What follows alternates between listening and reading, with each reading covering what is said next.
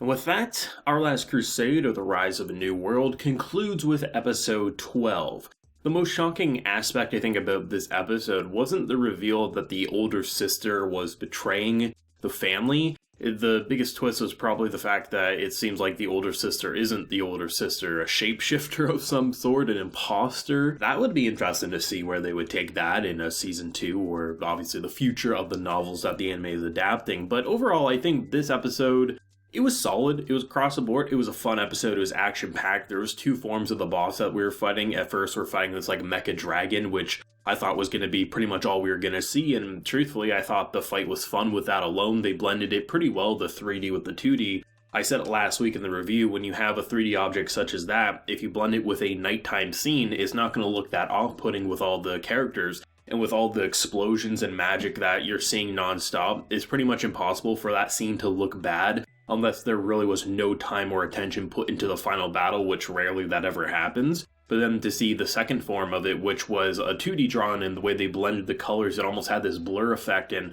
all the magic attacks that were kind of slow-mo blurred, and then when Alice joined in, it was just a very fun episode for visual production alone. The visuals in this show have always been top-notch. The background art is ridiculously detailed. Every time we pull away and see the neutral city and just all the landscape, it's drop-dead gorgeous. The character designs are well refined. I honestly can't think of a single time the character models looked off-putting outside of wide shots when the characters were out of focus or they were approaching focus, but obviously you can't do much with those facial details. Everything about the visuals, it felt like this, for whatever reason, was given as much time and attention as some of the craziest, biggest shows out there.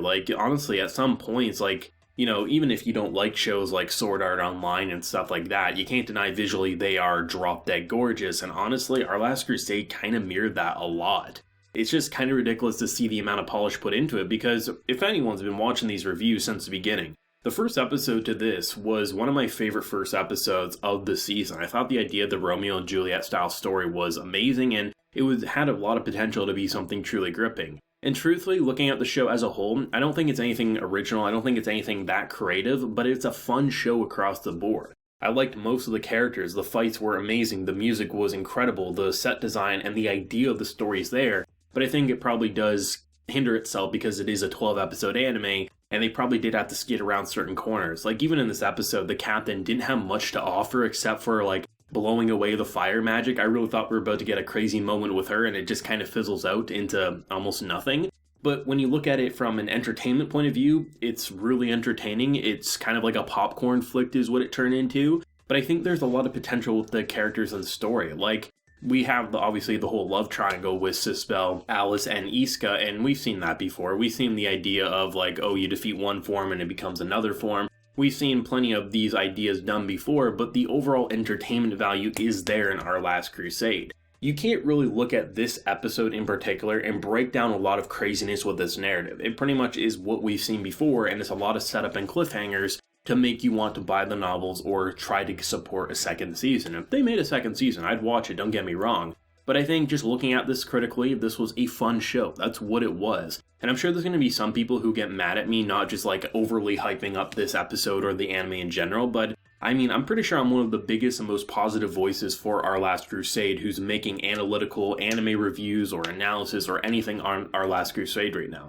Not many people cared about this show, and I've been an avid supporter for it, but looking at it as a whole, it was a solid show across the board that entertained me, that generally used cliches in a way to kind of turn them on its head to either do something different or at least entertaining. In this episode's ridiculed with, it's just filled with cliches left and right, but they were all entertaining at the very least. And I think if you look at the show like this, I think it's worth watching for that alone. It's action-packed, it's funny, it has some emotionally engaging plot lines for sure, but you also have to recognize that there's a lot of loose ends and a lot of underdeveloped characters such as the captain and just a missed opportunity there. But I think the idea of the Romeo and Juliet love-torn war story, it works, it's solid, there's a hell of a lot of potential in a second season, which is honestly why I'm hoping it does get one. This is one of those shows that should it get a second season, there's a hell of a lot of potential to truly flesh it out and become something that I think mirrors the episode 1 through 3 quality that we saw. There's obviously a lot of funny moments and a lot of humor, but I think that humor is warranted. I think it adds to that entertainment value quite a bit. But overall, I just think it's a good episode. I think it's a good show across the board, but it's nothing crazy original. I think sometimes people look at shows like this, and if it's not the most creative, if it's not the most original, if it's kind of playing by their traditional rule set, people aren't overly invested in it, and they'll say, oh, if you enjoy this, you have shit taste, or oh, if you enjoy this, you're missing the flaws. Those flaws don't have to be flaws for everyone watching. Those flaws can be flaws to you, or maybe they're not. To me, it just felt like it was fun. And while that's not the most descriptive way to describe Our Last Crusade, I think I've had plenty of reviews breaking down why I've liked it. But watching this episode where it really was a big action set piece that was drop dead gorgeous. And yes, if you were to have a very average production for this fight, this episode wouldn't have been nearly that great. It would have been pretty okay, and not many people would want to talk about it. But with its incredible production value, it's amazing. So I don't know how the novels do it. I'm sure there's a lot of descriptive detail that really make the fights kind of like really engaging. But for me, watching it, yeah, this episode, I can't deny that I'm really enjoying it because the visual production is insane. But there is some emotional stakes there, don't get me wrong, with like wanting to protect Hsieh and then Hsieh doing whatever he can, and the cutesy moments with him being like, yeah, I don't know Alice doesn't know me, because they have this little flirting thing going on, and Hsieh wanting her dream knight. There's a hell of a lot of things that are worth recommending and liking about the show. But episodes like these, we can't deny that we're hyping them up because it's fun looking, it's visually impactful, but it's just a show that entertained me for 12 weeks, and for that, I like it. I mean, if this was in a season like, say, spring or summer, where a lot of shit was getting delayed and it had this type of quality, I think a lot of people would have been watching it because, one, it was one of the few shows airing consecutively, but also it has some insane production value. But when it is stacked up against such an insanely good quality season, it looks a lot more mediocre in comparison. And I think overall, if you look at Our Last Crusade across all anime, it looks mediocre in comparison to a lot of shows. But it's fun, it's action-packed, its characters are quite solid. I still think Alice and Hsieh are amazing characters. Hsieh is better than Alice, I think, in terms of kind of just being someone who's not dense or clueless or not so much of a tsundere. I mean, Hsieh himself recognizes these girls have the hots and bothers for him, but he just kind of casually gets the hell out of there. So he's a funny character, but Alice herself I do enjoy, and I think there's a lot of potential with Hsieh and Alice's relationship, but if we're looking at them just separately for what we've seen, I just enjoy their initial personalities, and I think there's potential to really take them places. I think Our Last Crusade was a fun show. That's really the best way to put it, and maybe that's too harsh for some people, maybe that's not harsh enough for others.